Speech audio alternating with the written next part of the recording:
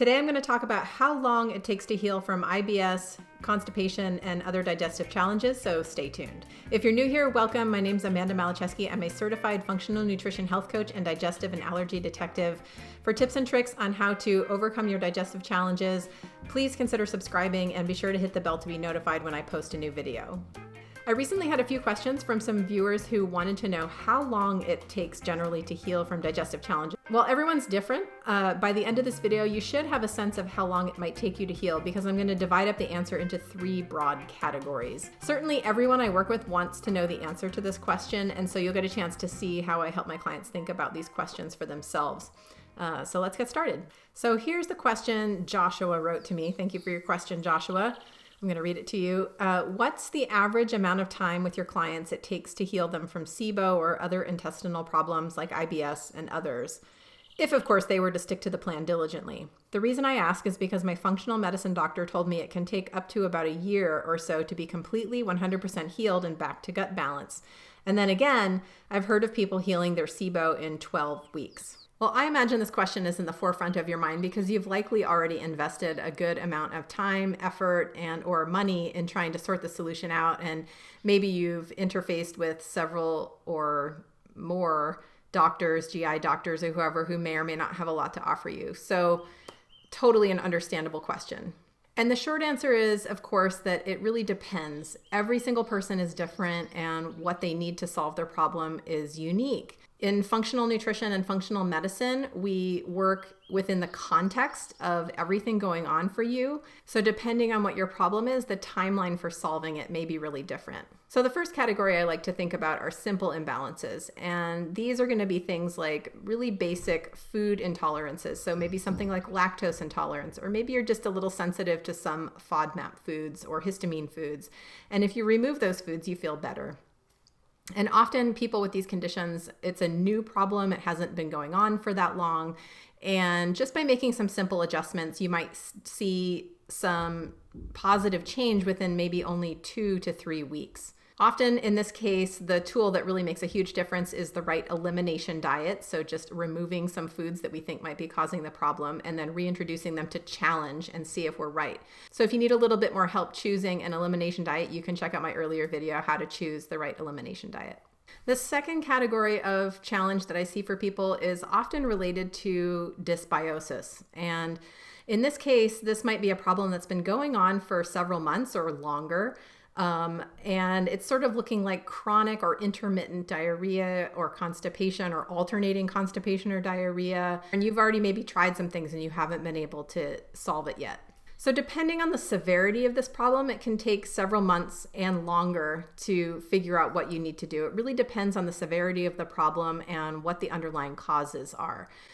Sometimes we invest some effort in clearing dysbiosis, and all of those usual techniques don't do a darn thing. And so then we have to kind of go back to the drawing board and try and figure out, why isn't this working? Why aren't the usual techniques working? So in this situation, finding a solution might take as little as 2 months, or it could take longer, up to a year or more, depending on how severe the situation is and what we need to do. So the third category is much more complex cases or diagnoses.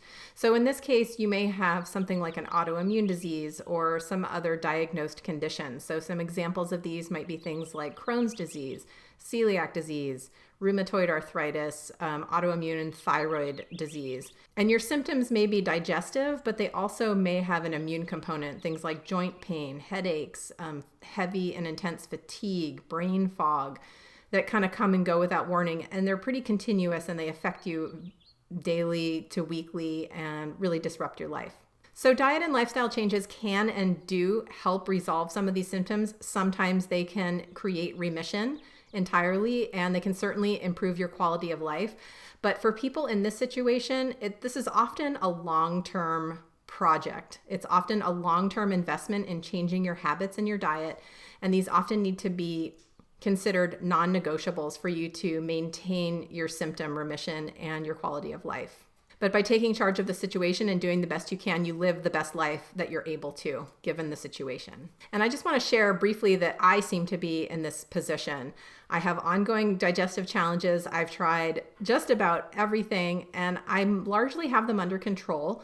They don't bother me all the time, but they do periodically flare. I'm still trying to learn exactly what's happening and pursue a diagnosis, but in the meantime, my lifestyle habits with diet, with sleep and exercise, and all of the things that I preach and practice with my clients, I do for myself as well, and they help me live a decent life and have a good quality of life. And I've even learned how to quickly turn those flares around when they happen. So, I may not be perfect. I may still have challenges, but I'm going to consider that a win. So after watching this video, which category do you think that you're in? Tell me about it in the comments. So I hope this video has helped give you some perspective of how long it might take you to heal from your digestive challenges. For some, you may be better in a matter of weeks. For others, it could take months to a year or longer.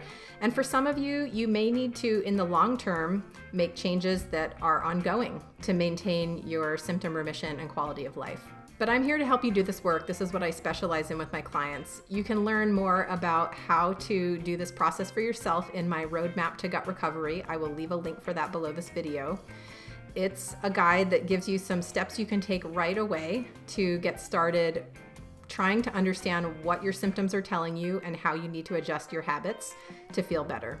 So you can check that out by going to confluencenutrition.com/roadmap, and you can get your free copy there.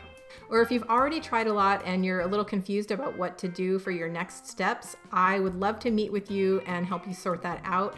You can schedule a free 30-minute assessment session with me by visiting confluencenutrition.com/contact.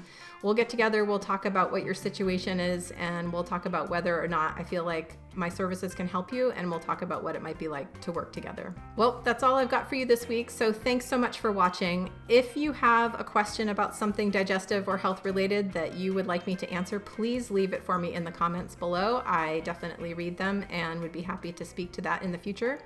And if you like this video, please consider liking and sharing it with someone who you think could use it. Till next time, be well, have a great week.